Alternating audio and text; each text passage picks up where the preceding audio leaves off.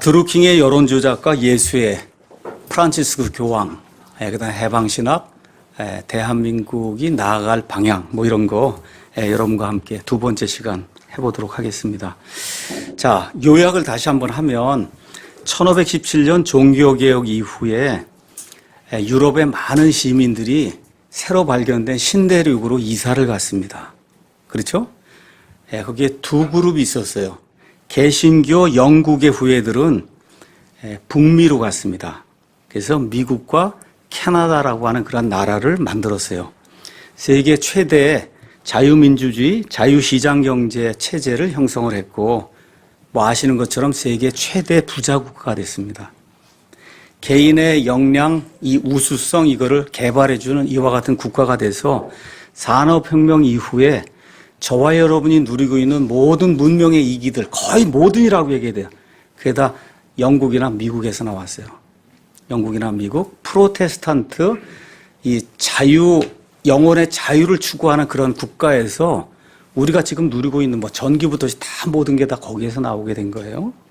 자, 카톨릭 후예들은 중남미로 진출했어요. 중남미, 특히 뭐 아르헨티나, 그 다음에 브라질 이런 데는 미국보다 모든 조건이 더 좋다고 하는데, 거기로 카톨릭 신앙을 갖고 간 결과 카톨릭 전체주의 시스템화에서 지금까지 한 400년 동안 계속해서 정치불안, 경제난을 겪으면서 그 결과 중남미 대다수 국가들이 지금 사회주의 체제, 거기에 이제 빠져 있어요.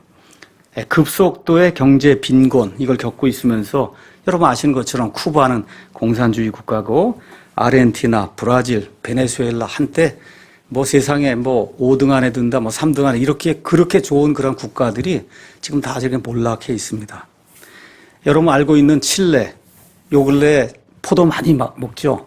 그거 다 칠레 포도예요. 얼마나 칠레 포도가 맛있는지 알 수가 없어요. 칠레도 처음에 잘 사는 민주국가였다가 선거를 통해서 아엔데라고 하는 사회주의자를 대통령으로 선출했다가 그래서 어떻게 됐어요? 사회주의 국가로 바뀌면서 물가가 치솟고 그다음에 경제가 이제 폭망했기 때문에 어떻게 살 수가 없었어요. 이걸 극복하기 위해서 결국 군부에서 들고 일어나서 쿠데타, 피노체트라고 하는 사람이 쿠데타를 일으켜서 겨우 사회주의에서 다시 민주주의로 다시 이제 돌아가고 그 결과 지금 나라가 안정이 돼 있어요. 칠레가. 자, 그래서 이런 나라들의 그 특징이 뭐냐? 별거 없어요. 사회주의 국가입니다, 지금. 그 다음에 물가가 치솟아요. 혹독한 경제 실현, 이런 거 겪고 있는 거예요. 다시 말씀드려, 한마디로 중남미 국가들은 인민이 전체적으로 다 못 사는 그런 나라가 됐어요. 카톨릭 전체주의의 영이 들어가면 이렇게 될 수밖에 없는 거예요. 그러니까 다시 말씀드려, 이 국가 체제를 이렇게 유지하는 그 뒤에 영이 있다는 거예요. 악한 영이 있고 그다음에 선한 영이 있다는 겁니다.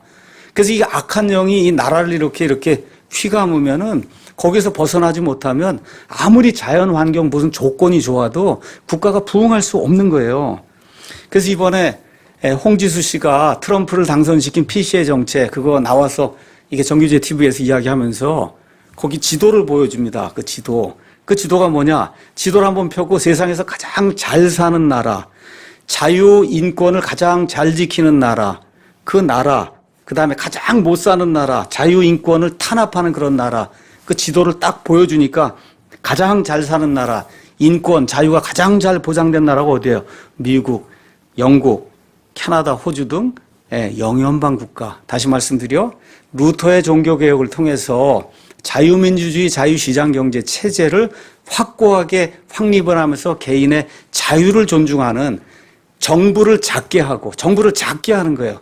그렇게 해서 개인의 자유를 극대화시켜주는 그런 나라가 이 세상에서 가장 잘 사는 나라입니다. 아프리카 여러분 다 못 살죠? 그렇죠? 그 중에 하나 잘 사는 나라가 있어요. 어디예요? 남아프리카 공화국만 잘 살아요. 왜 그래요? 그 영연방 국가거든요. 영국의 체제가 들어가서 그 나라를 만들었기 그러니까 흑인들이라고 못 사는 게 아니다. 체제만 제대로 들어가면 그러면 잘 살 수 있다는 거예요. 그 만델라 이후로 지금 나라가 지금 망가지고 있어요.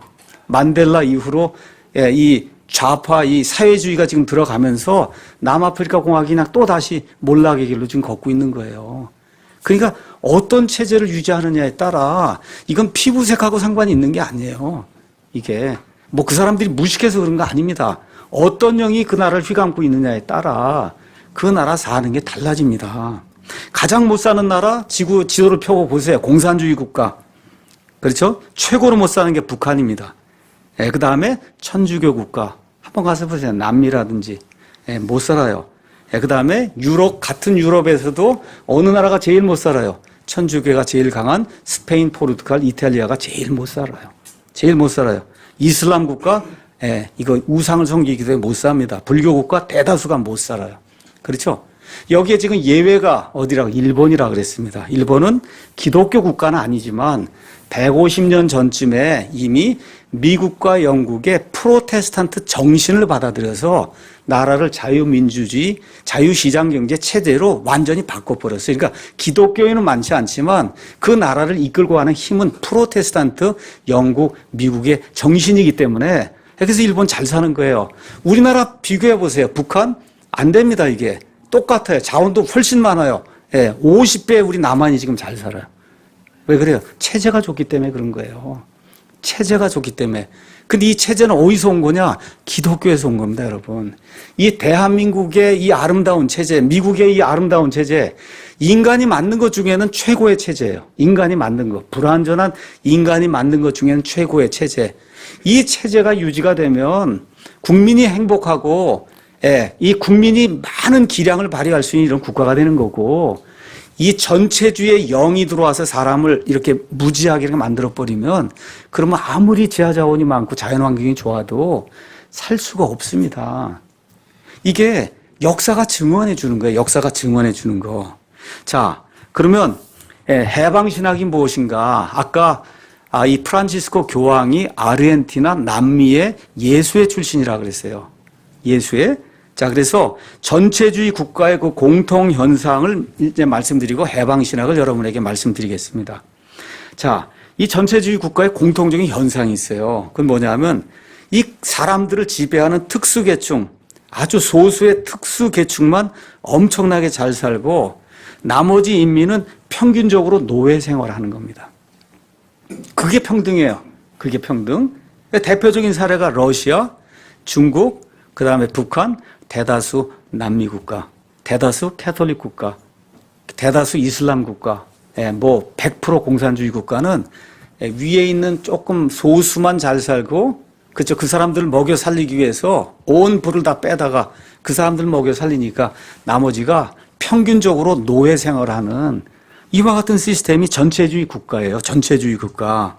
자, 이것이 특별히 남미에서 이제 문제가 된 거예요. 가만히 생각해 보니 북미와 비교해서 뭐 사람이 그렇게 틀린 것도 아니고 뭐 자연환경이 나쁜 것도 아니고 그렇죠? 이런 모든 게 이렇게 보면 모든 게 좋은데 왜 이렇게 남미는 이렇게 못 살고 이게 뭐가 안 되는가. 이렇게 돼서 이런 문제를 해결해야 되겠다 해서 천주교에 특별히 예수의 중심으로 해방신학이라는 게 나온 거예요. 해방신학. 영어로 Liberation Theology. 이제 이렇게 돼 있는 거예요. 자, 그래서 이 네이버 가서 해방신학 이거 치니까 이제 해방신학 다른 사람 해방신학 이게 주장하고 있는 사람들이 적어놓은 그 해방신학 이야기가 나오기 때문에 있는 그대로 여러분에게 전달해 드리겠습니다. 우리 기독교인으로서 알아야 될 그런 내용이기 때문에 여러분에게 말씀드릴게요. 자, 해방신학의 배경. 이제부터 해방신학이라고 할 때는 해방신학은 뭐냐? 남미의 해방신학. 그러니까 해방신학은 어디에서 나오는 거냐? 남미에서 나오는 겁니다. 다른 데서 나오는 게 아니에요. 남미의 해방신학은 라틴 아메리카의 억압의 상황 속에서 태어난 신학이다. 역사적으로 볼 때 남미는 극심한 정치적 억압과 경제적 수탈 및 그로 인한 엄청난 빈부격차, 구조화된 실업과 문맹으로 특징 지어진다.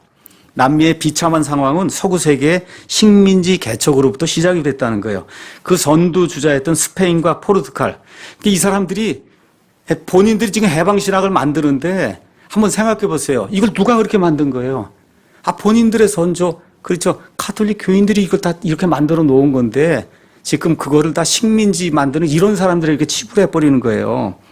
그래서 포르투갈은 무자비한 방법으로 남미의 원주민들을 대량 학살하고 그 전통 문화를 파괴하였다. 이게 천주교가 행했다고 천주교 신학자들이 이야기하는 겁니다. 본인들이.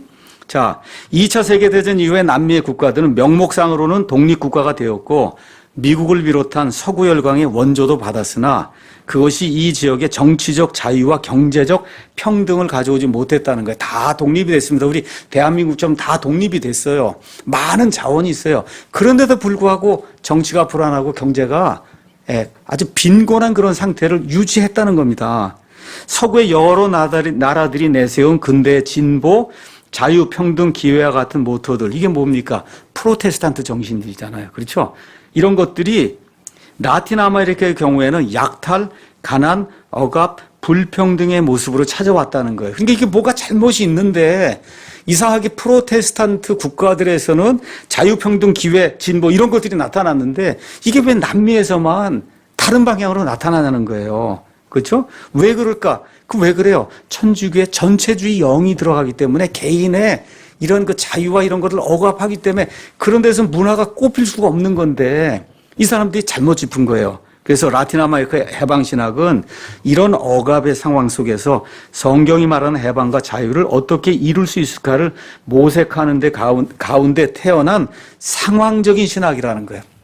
그러니까 이게 성경에 나와 있는 그런 신학이 아니라 이런 상황을 모면해 보기 위해서 이걸 찾아보니 우리가 이렇게 해야 되지 않겠냐고 나온 그러니까 이무의 그와 같은 신학이다. 지금 이 해방신학 학자들이 이제 이야기하는 겁니다. 자, 그러면 라틴 아메리카의 이 해방신학 여기에 영향을 준 여러 가지 요소들이 있다는 겁니다. 첫 번째 영향은 교회는 인간의 존엄성을 교회는 카톨릭 교회를 얘기하는 겁니다.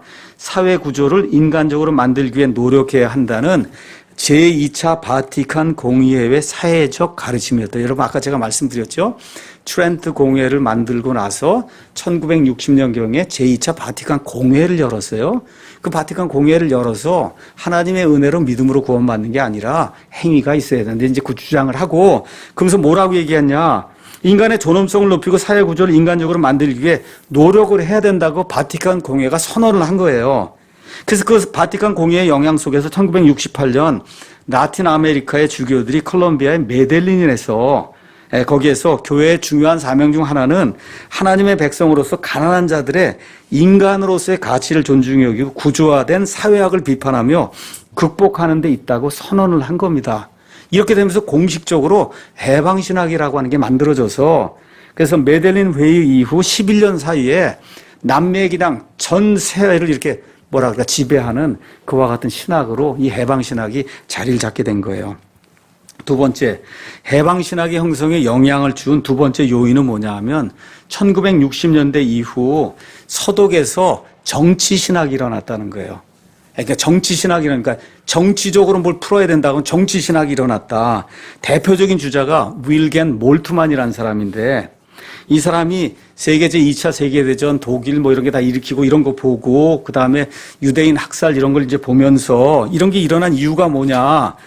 독일의 교회와 신학이 복음을 너무 개인주의적으로 이해를 했다는 거예요. 그러니까 개인의 구원 이쪽에 이게 가장 중요한 가치다. 이렇게 이제 하다 보니까 정치적인 보수 반동주의를 정당화했다. 이렇게 해서 히틀러의 나치즘이나 이런 것들을 정당화시켰다는 거예요, 교회가.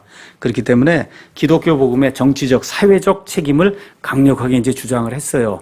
그래서 몰트만이 뭐라고 얘기했냐.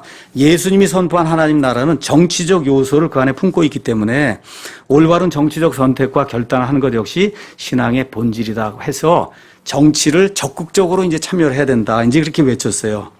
그 중에 또 한 사람이 메츠라고 한 사람이 있습니다. 메츠는 예수님의 십자가 죽음은 로마 제국의 억압 구조에 대한 예언자적 항거의 죽음, 곧 정치적 죽음이었다. 예수님은 정치적인 죽음을 했다는 거예요. 영혼을 대속하기 위한 그런 죽음이 아니고. 그래서 교회의 삶은 고난당하는 이들과의 연대 속에서 잘못된 정치 구조에 대한 비판과 저항으로 특정 지어지는 정치적인 삶이다. 그러니까 계속해서 국가나 여기에 대해서 항거하고 하는 그런 것이 그것이 기독교인의 삶이 돼야 된다. 이게 독일의 정치신학, 이게 1960년부터 이제 나오게 됐습니다.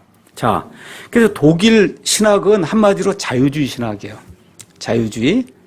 자, 제가 옛날에 이제 그 설교 비평을 본 적이 있어요. 여러분 이제 네이버나 이런 데 가셔서 설교 비평하고 정용섭 목사라고 치면 정용섭 목사가 우리나라에 유명하던 그 목사님들 다 설교 비평을 했습니다. 가서 보면 이게 이래서 틀리고 저건 저래서 틀리고 들어보면 다 맞아요. 이렇게 되니까 어떤 사람이 그러면 설교의 진술을 한번 보여달라. 그렇게 얘기를 한 거예요. 설교의 진술을 한번 그렇게 비평을 하니 그 이 사람은 어디에 독일에서 공부를 하고 왔거든요. 그러니까 설교가 다 뭐예요? 사회주의, 정치 이거 해갖고 이 해방을 시키는 이 일을 해야 된다. 이런 설교를 하는 거예요, 이 사람이. 예. 그러니까 독일에서 뭐 신학을 하고 왔다 그러면 거의가 다 이런 신학을 하는 겁니다. 이런 자유주의 신학. 자, 중요한 게 있어요. 해방신학의 형성에 맺힌 세 번째 주요 요인은 칼 마르크스의 사상이라는 거예요. 그러니까 해방신학에는 필수적으로 마르크스주의가 그 안에 들어간다는 겁니다. 그래서 마르크스는 자본주의, 다시 말해 자유시장 경제 체제가 발전할수록 자본가와 노동자 사이의 빈부격차는 더욱 커지고 노동자들은 그들의 노동에서 소외되어 비인간화가 된다고 이렇게 주장을 했어요. 그래서 현실에 따라서 자본주의에 의해서는 부의 균등한 분배로 한 인간의 삶이 이루어지지 않는, 여기는 항상 균등한 걸 이야기하는 거고 이게 안 이루어진다는 거예요. 그래서 현실 번역은 프롤레타리아, 소수, 여기에 탄압받는 이와 같은 사람들의 단결된 힘에 의한 혁명 외에는 없다고 가르쳤거든요. 이게 어디로 들어와요? 해방신학 안으로 들어오게 된 거예요. 세 번째 요소가.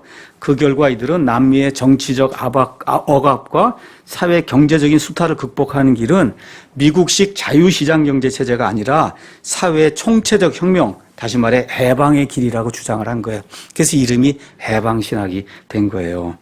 자, 그 해방신학의 특징을 여러분에게 이제 말씀을 드리겠습니다. 해방신학의 첫 번째 특징은 해방신학이 구조적인 가난 속에 고난당하는 사람들의 삶에서 형성된 신학이라는 겁니다. 그래서 해방신학은 오직 고난받는 소수만을 위한 그런 신학이에요. 그러니까 다시 말씀드려, 이 사람들이 사람 중심이라고 이야기할 때 그 사람은 고난받는 소수만 사람인 거예요. 고난받는 소수.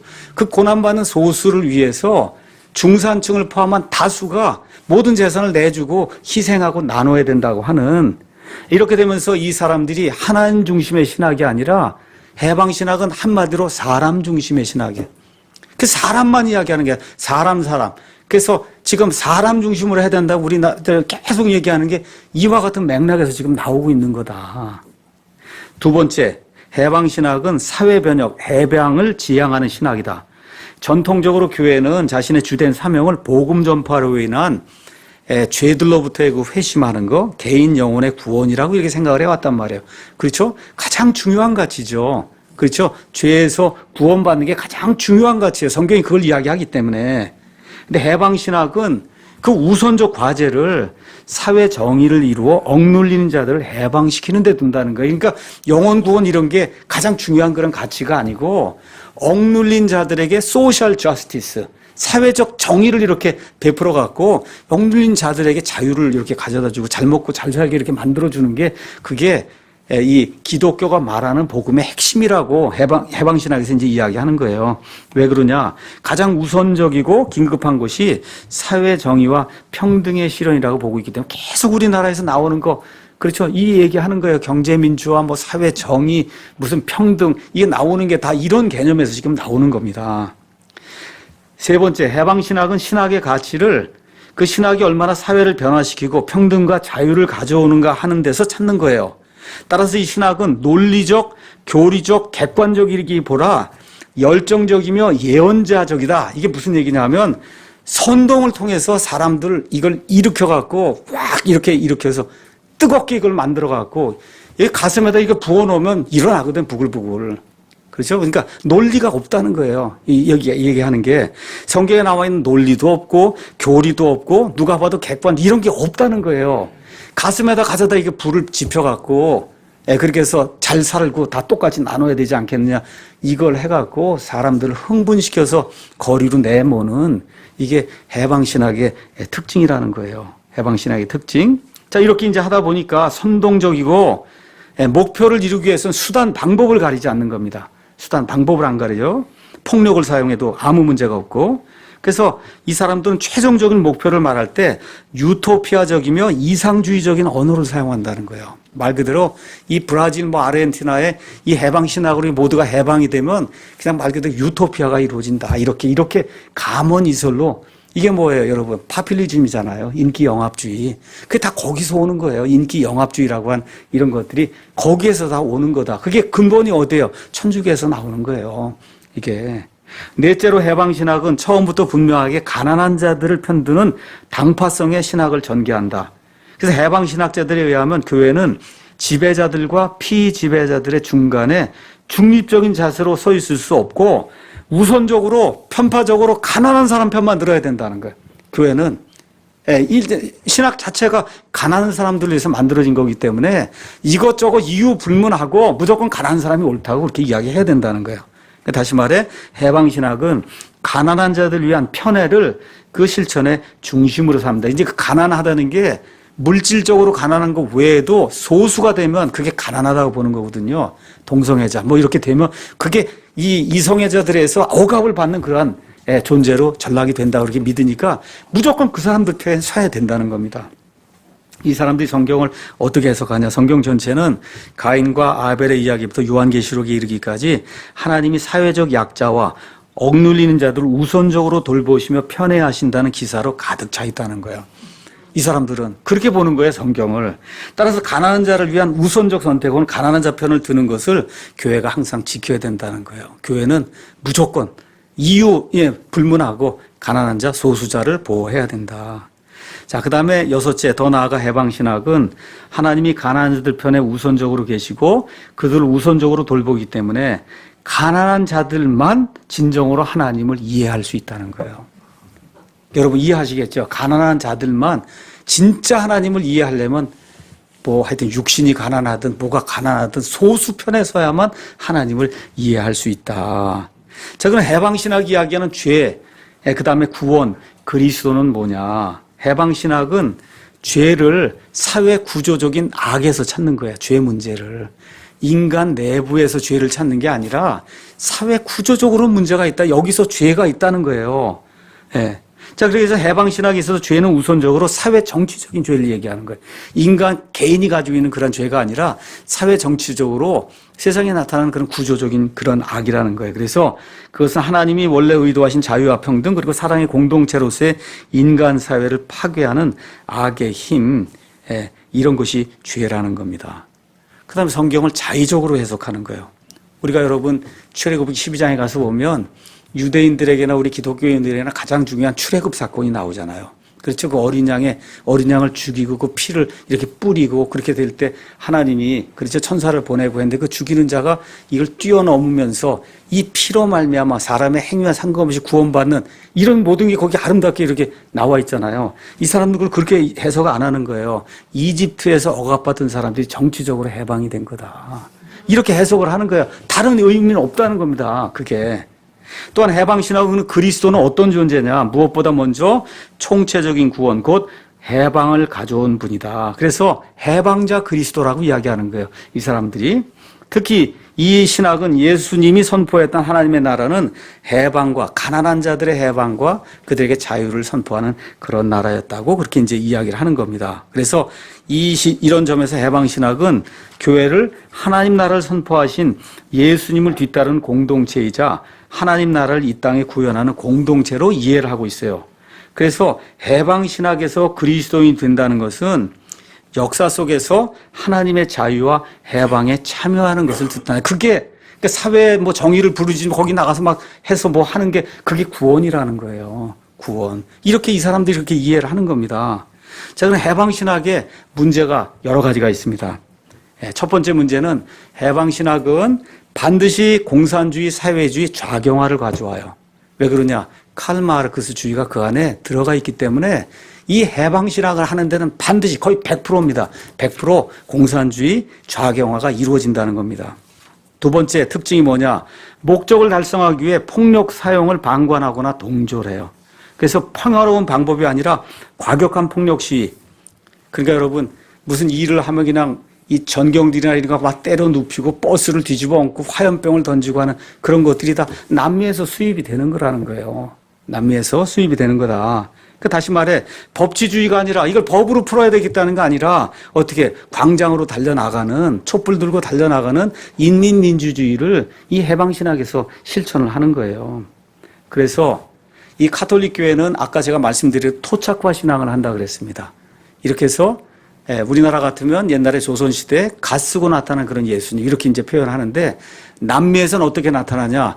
군인이 총을 들고 그렇죠. 해방하러 오는 예수님이 그렇게 표현이 되고 있어요. 이 그림으로 사파로 예수님을 해방자 예수로 그렇게 표현하고 있어요.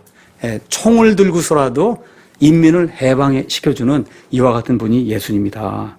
여기에 대표적인 사람이 남미의 영웅으로 여기 한국의 수많은 젊은이들이 추앙하고 있는 체게바라라고 하는 사람이 있어요. 이 아르헨티나의 완전 공산주의자거든요. 이러한 사람, 무력으로 뭘 이렇게 하는 그런 사람을 너무나 많은 사람들이, 젊은이들이 추앙을 하는 거예요. 이게 다 남미에서 지금 수입이 된 겁니다.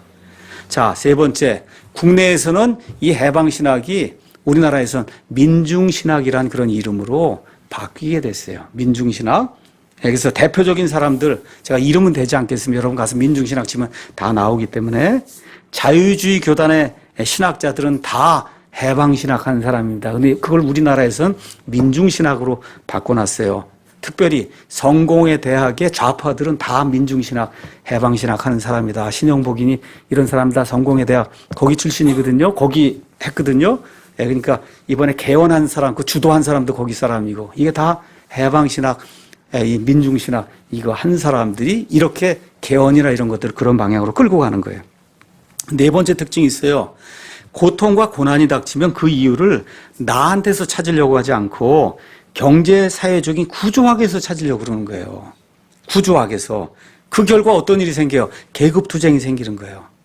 나보다 저 위에 있는 계급이 자꾸 나를 누르기 때문에 내가 이렇게 어렵게 산다는 거예요. 그러면 사회를 보는 눈이 그렇게 바뀌게 되면 정상 사회가 성찰이 안 되는 거예요. 모든 게 다 그런 눈으로 보니까 그래서 정상 생활이 안 되는 겁니다. 그러니까 어떻게 돼요? 사회주의 혁명해야 되고 정치적 의식화 이런 교육이 그냥 자동적으로 이제 이루어지게 되는 거예요. 그래서 대체로, 이거 대체로 얘기합니다. 해방신학이 들어가면 우리나라에서는 그게 교육계에서는 전교조로 나타나고 노동계로 가면 뭘로 나타나요? 민주노총으로 나타나고 천주교로 가면 천주교 정의구현 사재단으로 나타나고 국제정세로 가게 되면 친중, 친북, 반미, 대한민국 부정하는 이와 같은 모습으로 나타나는 거예요.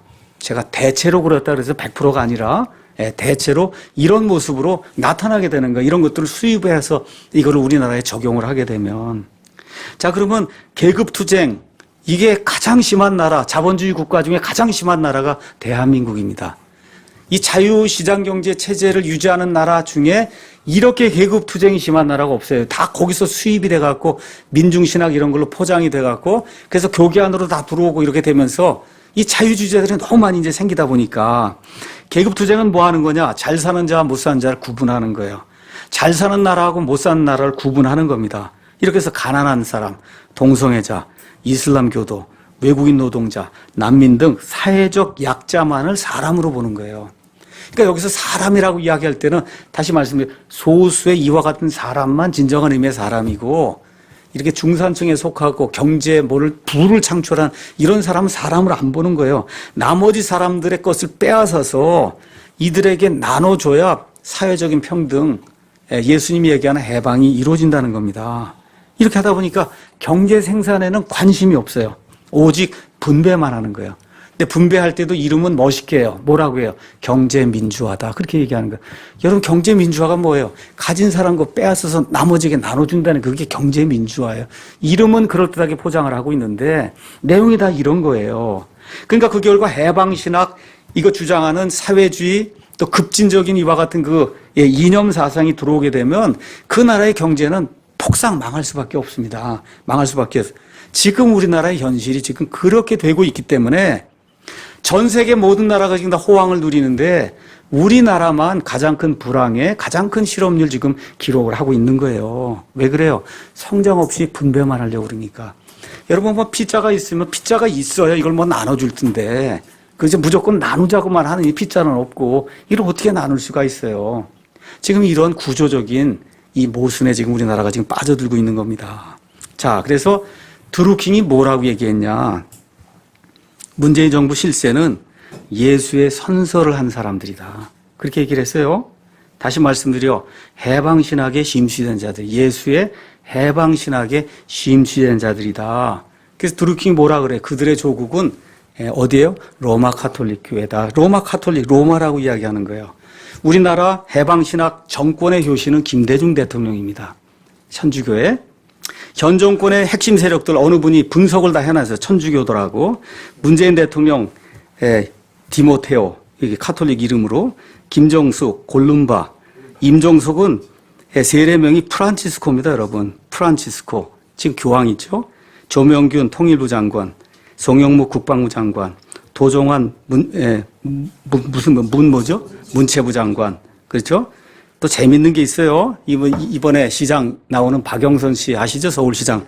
2017년 5월 27일에 개신교에서 카톨릭으로 개종했습니다. 개종. 이게 하나가 안 되면은 이게 안 되기 때문에 개종을 했어요. 여러분, 감리교회 다니다가 장로교를 가면 그러면 교회를 바꿨다 그래요. 그런데 기독교, 개신교에 있다가 카톨릭을 가면 그러면 개종을 했다. 이건 종교가 다른 거예요, 여러분. 종교가 다른 거야. 천주교하고 기독교는 종교가 다른 겁니다. 천주교는 전체주의, 교황 전체주의, 거의 공산주의와 같은 그와 같은 시스템, 인민이 노예가 되는 그런 시스템, 봉건주의 시스템이에요. 이 기독교는 사람들에게 자유와 영혼의 자유, 그렇죠? 이와 같은 그 인권의 부흥을 가져다 주는 아주 천차만별 이렇게 아주 완전 천양지차되는 이와 같은 종교가 다른 겁니다, 이게. 이번에 댓글 공작 김경수, 이거 천주교 바오로예요. 세례명이. 얼마 전에 낙마한 김기식 천주교입니다. 또 김영준 해수부 장관 이름이 다니엘이네요. 천주교. 천주교예요. 재밌는 게 있어요. 지금 좌파 그 진영에서 유명한 김미화가 개신교에서 카톨릭으로 개종을 했고, 김재동도 개신교에서 카톨릭으로 개종을 했습니다. 신문 치면 다 나와요. 김재동 개신교 카톨릭 치면 개종한 게 나와요. 그러니까 제가 이렇게 말씀드리려고 하는 게 뭐냐. 만일 이들이 정말로 예수의 전설을 했다고 하면 그것은 곧 카톨릭 예수의 남미의 해방신학 노선을 추구하겠다는 거예요. 그 해방신학 노선을 추구하면 필연적으로 계급투쟁, 공산주의나 사회주의, 폭력, 선동 이런 거 하는 것 정당화시키고 이렇게 해서 민주노총, 전교조, 촛불 뭐 등등 이런 세력이 될 수밖에 없는 거예요. 이게 반드시 친북하고 반드시 친중하고 반미하고 그다음에 1948년 8월 15일에 우리 선조들이 세워놓은 대한민국을 부인할 수밖에 없는 거예요. 왜냐? 이 대한민국은 자유민주주의 프로테스탄트 체제거든요. 그리고 이게 예수의 이거 해서 이걸 하게 되면 이걸 뒤집는 수밖에 없는 거예요. 그런 일이 이제 발생을 하는 거다. 그래서 그 결과가 뭐냐? 자유민주주의 대한민국을 부정하는 그런 개헌을 하려고 하는 거예요. 개헌. 그래서 사회주의, 이와 같은 거 전체주의 시스템을 도입을 하기 위해서 그 결과 공산주의, 사회주의, 해방신학 이런 개념이 어디에 개헌 안에 들어가 있는 겁니다. 그래서 어떻게 해요? 국민 대신 가장 중요한 게 10조인데 그 국민 대신 사람이라고 집어넣으면 우리 국민이 내는 모든 세금 가지고 이슬람 불법 체류자님 다 사람이니까 다 이렇게 도와줘야 되는 이런 일이 생기는 거예요. 그래서 여기 사람으로 바꿀 때 이 사람은 해방신학의 사람은 억압받는 사람만 사람입니다. 그게 이 공산주의에서는 인민이라고 표현하는 거예요. 인민. 자, 이렇게 하다 보니까 토지, 공개념. 그렇죠? 이게 다 사회주의, 여기 전체주의에서 나오는 거예요. 어떻게까지 나와요? 군대와 경찰에도 노조를 만들겠다는 거예요.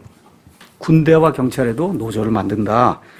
그러면 전쟁이 난다. 그럼 노조 투표를 해서 싸우냐 안 하느냐. 이렇게 이제 되는 이런 거. 무상복지, 무상의료 등의 인기영합주의 해서 부를 창출하지는 않고 그냥 나누는 이런 걸 하다 보니까 결국 어떻게 돼요? 대한민국의 중산층과 경제 부흥 세력이 멸망하는 그런 일이 생기고, 그래서 국가가 사회주의로 개헌을 하게 되면 외국 자본이 빠져나갑니다. 이게 빠져나가면 대한민국 껍데기만 남는 거예요. 이런 안타까운 일이 생기는 거예요. 그럼 결국 어떻게 돼요? 잘 보고 있다. 북한이 접수를 하는 겁니다. 북한이 접수해서 되면 결국은 카톨릭 전체주의로 이 나라가 돌아가는 거예요. 그러면 봉건주의로 돌아가서 소수 위에 있는 몇 사람이 나머지 모든 사람 평균적으로 노예를 만드는 이와 같은 악한 일이 우리가 정신을 차리지 못하면 우리 앞에 놓여 있다는 거. 이거 꼭 기억을 해야 됩니다. 자, 그러면 카톨릭 해방신학의 전망에 대해서 이야기할게요. 왜 갑자기 예수의 교황이 나왔는가? 여러분, 예수회가 하려고 하는 게 뭐예요? 세상 정복이거든요. 여태까지 심지어 카톨릭 교회 안에서도 배척을 받던 그런 세력이 예수의 세력인데, 이게 2013년에 예수의 세력을 대표하는 사람이 로마 교황청의 교황이 된 거예요. 교황? 이게 무슨 얘기예요? 이제 앞으로 전 세계를 좌경화하겠다는 겁니다. 사회주의 체제로 만드는 그런 일을 하겠다는 거예요. 그걸 하기에 충분한 시간이 이르렀다고 자신하기 때문에 카톨릭 교회에서 제수잇 교황을 낸 거예요. 제수잇 교황을. 그래서 교황 프란치스코 등이 뭘 하고 있어요? 종교 통합하고 있잖아요. 종교 통합. 또 양극화 해소를 위한 사회 정의 복음을 이제 외치고 있어요. 온 나라가 다 세상이 다 그러니까. 그래서 사회 구원을 이야기하는 거예요. 그 결국 이러한 시스템이 계속해서 진행이 되면서 나라들이 거기에 점점 빠져들면 그때 누가 나타나요? 적그리스도가 나타나는 거거든요. 세상이 다 그와 같은 방식으로 말 그대로 적화가 되는 거죠. 이렇게 될 때 이 모든 문제를 해결해 줄 수 있는 구원자가 하나 등장해요. 그게 누구냐? 교황이 아닙니다. 제가 교황이라고 안 그랬어요. 이런 시스템을 만들어주는 역할을 하는 사람이 교황이고, 맨 마지막에 정치적으로 온 세상을 통치하는 그와 같은 적그리스도의 세력이 나오게 됩니다. 그래서 적그리스도는 전체주의 지도자예요. 적그리스도의 밑으로 들어가면 꼼짝 못하게 되는 겁니다. 그래서 요한계시록에 뭐라 그랬어요? 그의 표를 갖지 않으면 매매를 못한다고 이러게 돼 있어요. 매매를 못해요. 말 그대로 굶어 죽든지, 그죠? 아니면 히말라야나 어디 이 적그리스도의 군대가 닿지 않는 거기 어디 가서 어떻게 하든지 믿음 가지고 지키고 살든지 아니면 순교당하든지 그거 외에는 방법이 없는 겁니다. 다만 우리 그리스도인들은 7년 환란기가 임하기 전에 예수님 공중에 강림하실 때 다 들려서 그래서 공중으로 채어 올라간다고 성경이 우리에게 이야기하고 있어요. 그럼에도 불구하고 그때까지 우리가 살아야 되잖아요. 그렇죠? 이 사는 가운데 앞으로 이 사회주의, 전체주의 그 영으로 인해서 저와 여러분이 정신 차리고 살려고 하면 아주 스트레스가 엄청나게 생길 거예요. 평안하지 않아요. 세상이 동성애 세상이 되고, 그렇죠? 이 소수가 다수를 없는 세상이 되는 거예요. 이게. 그래서 어거지 때를 쓰는 겁니다. 여러분 때법이라는 거 아시잖아요. 그냥 때만 쓰면 모든 거 되는 거. 그렇죠? 이러한 게 이게 해방신학 이쪽에서 들어와서 그래서 전체주의 그런 그 영이 이 사회를 지배하게 되면 우리나라뿐만 아니라 미국도 지금 상황이 똑같아요. 지금 이번에 겨우 사람들이 정신을 차리고 트럼프를 지금 당선을 시킨 거예요. 지금 뭐 CNN이니 뉴욕 타임즈니 아니면 워싱턴 포스트 다 좌파, 극좌파 언론들이에요. 그래서 트럼프 이제 잡아 죽이려고 이런 방식으로 계속 그렇게 하는데 어떻게 해요? 거기 사람들이 도저히 오바마 같은 이런 스타일의 사회주의 걸다는 이제 더 이상 살 수가 없다. 아니 어떻게 우리가 메리 크리스마스도 못하고 사냐. 그렇죠? 그렇게 되니까 트럼프를 이번에 당선을 시킨 거예요. 도저히 이런 방식으로는 살 수가 없다. 그러니까 미국도 그렇게 가고 있는 거예요. 전체주의, 사회주의 그런 경향으로. 그래서 우리나라는 그래도 전 세계에서 거의 유일하게 지금 이 자본주의 국가 가운데는 동성애를 지금 허용하지 않고 있는 거예요. 동성 결혼을. 왜 그랬어요? 왜 그런 것 같아요? 기독교 때문에 그런 거예요. 기독교의 가치 때문에 그걸 지키려고 하는 사람들이 있기 때문에 그런 거예요. 그렇죠? 그렇기 때문에 교회에 대한 핍박이 동성애를 가지고 이제 들어오는 거예요. 동성애를 가지고. 교회만 반대하니까. 그렇죠? 이런 문제들이 생기게 되면서 이게 동성 결혼 이런 게 합법화가 되면 우리나라 교회의 힘은 그냥 완전히 무력화가 이제 되는 거다. 그러니까 저와 여러분이 기독교인들 이런 것들을 좀 보면서 좀 깨닫는 바가 있어야 돼요. 그래서 드루킹 결론을 좀 내리겠습니다. 1948년 8월 15일 그날 건국된 겁니다, 여러분. 1919년 이런 거 그거 다 거짓말이에요. 그런 거. 여러분, 나라가 없는데 어떻게 나라가 건국이 됩니까? 이게.